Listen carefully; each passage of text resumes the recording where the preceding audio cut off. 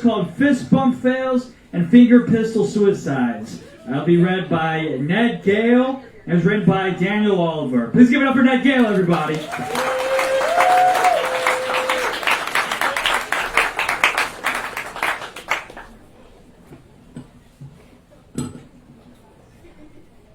It was miserably hot in the middle of August, but my spirits were high last Monday when I walked into work. High because the week before, the office hired a new guy. Now, this may seem like a weird thing to get excited about, but for me, a new colleague meant a new opportunity to finally make an office friend. I always knew I was a bit of a acquired taste, but I never expected all of my coworkers would eventually come to dislike me. My friends outside of work always said that I gave off a general sense of calming approachability, despite never having my shit together. Which meant if a movie was ever made about my life, I was a shoo-in to play Steve Buscemi's teeth. It also meant I wasn't a bad guy. You know, just a little awkward, a little bad at reading people before opening my mouth. Sadly, no one at work saw things that way because I had inadvertently pissed off every single person in that office. Mostly through jokes aimed at people tragically unfamiliar with my bone-dry sense of humor. I made sure the only communication that transpired between me and my coworkers was when the occasional "go fuck yourself" side glance would get tossed my way. So naturally, that led to a lot of boring shifts since no one ever wanted to talk to me.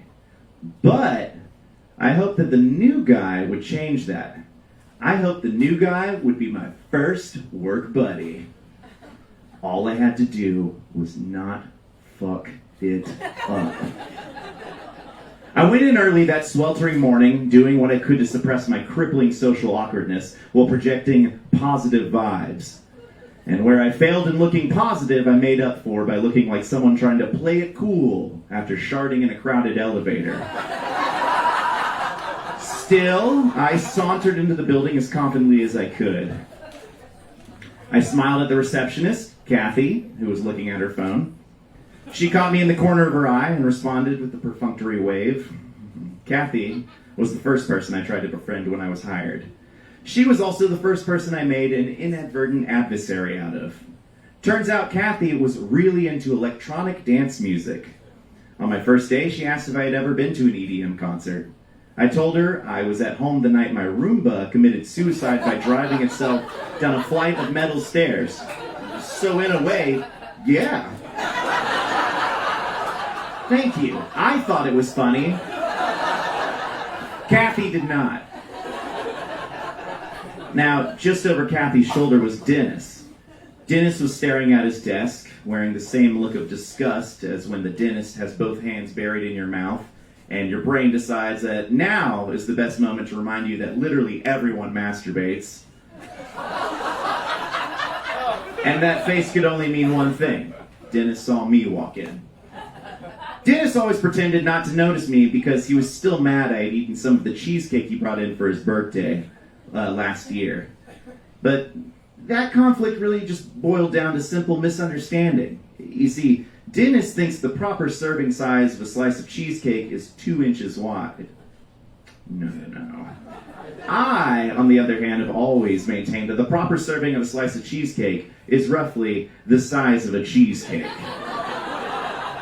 Dennis disagreed. I still think I'm right. As I walked around Kathy and Dennis, I saw Gwen. She was ignoring the phone ringing beside her while staring intently at a mirror as she tinkered with her lip liner. At 2 whole weeks, Gwen had been my longest-lasting office friendship before things went to shit. Now, Gwen was an aspiring makeup artist, not a very good one. And because of this, she always struggled to get people to volunteer their faces for her YouTube makeup tutorials. So, more often than not, she would have to use her boyfriend. The last day that Gwen talked to me was the first day that she showed me what her boyfriend looked like after one of her tutorials. When she asked what I thought, I said, from afar, her boyfriend looked like Chris Hemsworth. And she asked, well, how does he look up close? I said, he looks like a panicked donkey got trapped inside of a Sephora. Turns out that's not as funny if you've been rejected from beauty school a few times. So I walked by Gwen without saying a word as usual. And as I neared my desk, I saw the new guy for the first time. Now, from what I've gathered by eavesdropping around the water cooler, his name was Chuck. And he was badass. He drove a Harley and coached CrossFit in his free time.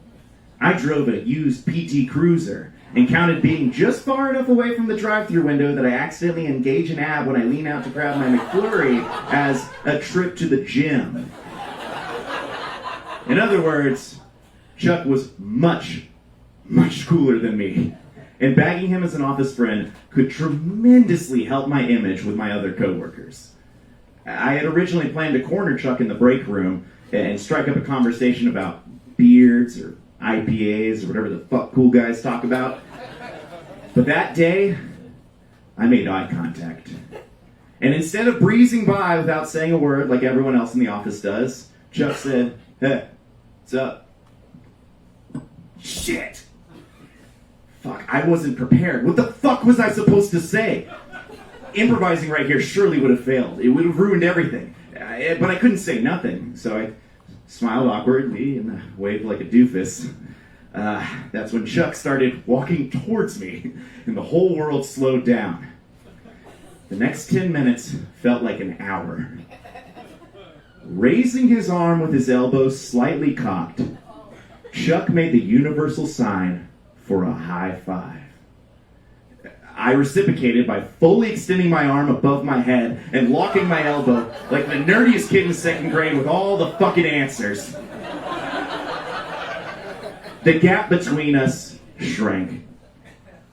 Ooh, boy, I lost myself here in cross eyes. I don't have any of the answers here. The gap between shrank rapidly. Our hands were mere seconds away from slapping.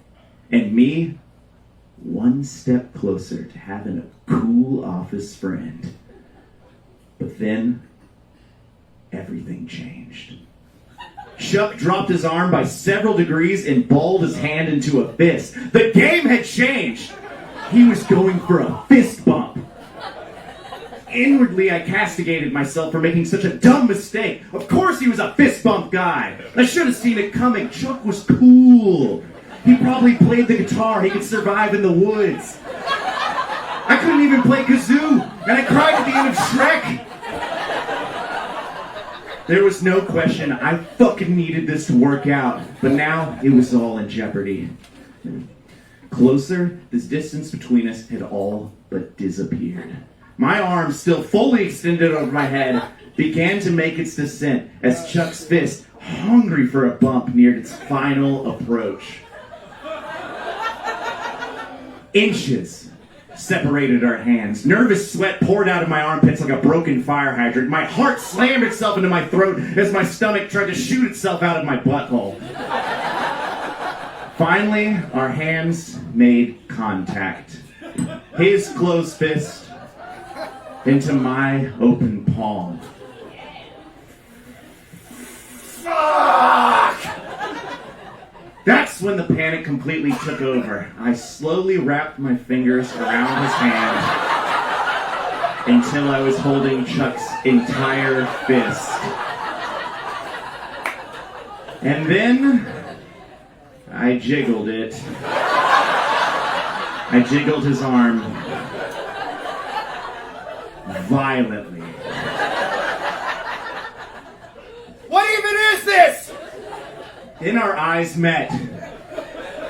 His showed confusion. Mine showed what I can only imagine was raw, unadulterated terror. The nightmare could have ended there, should have ended there, but it didn't. Because then I opened my mouth and said, "What it do, my fellow brochacho?" While still violently jiggling the entirety of Chuck's arm. Only silence followed. For several seconds, Chuck stared unblinkingly with the nauseated confusion of someone trying to figure out why the fat goblin in the Target self-checkout camera looked so familiar. And I smiled nervously, feeling like an embarrassed 7-year-old who had accidentally called the teacher mommy during class. Except this was far worse. I felt like I had accidentally called the proctologist daddy during a prostate exam. I'm not sure when, but I eventually let go of Chuck's fist, shuffled back to my desk without saying another word, and I tried to keep my eyes down, but couldn't help but looking back. And when I did, Chuck was still staring. Still very confused. Still very, very weirded out. I smiled again and pointed a pistol finger at him. Not knowing what the fuck just happened, Chuck just turned and walked away. That actually went better than expected.